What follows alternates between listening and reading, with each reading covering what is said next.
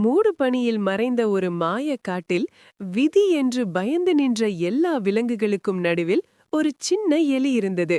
நான் சின்னவன், என்னால முடியாது என்று தினமும் தன்னையே குறைத்து நினைத்த அந்த எலியின் வாழ்க்கை ஒரு நாள் வெள்ளம் காட்டை விழுங்கத் தொடங்கிய போது மாறியது. எல்லோரும் இது விதி என்று ஓடிய போது ஒரு துணிச்சலான முயல் மட்டும் விதி இல்லை, முயற்சிதான் முக்கியம் என்று நின்றது.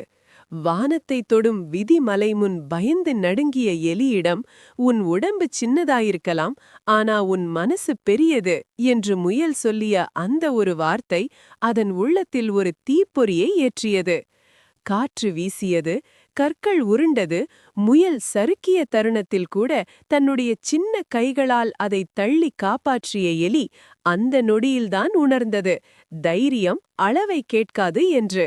இருவரும் சேர்ந்து அந்த பிரம்மாண்டக் கல்லை தள்ளிய போது 6 திசை மாறியது, காடு காப்பாற்றப்பட்டது, விதிமலை முயற்சி மலை ஆனது. அந்த நாள் எலி கற்றுக்கொண்ட உண்மை ஒன்று: விதி என்பது பயந்த மனசுக்கு ஒரு காரணம், நம்பிக்கையுள்ள மனசுக்கு அது ஒரு சவால் மட்டும்.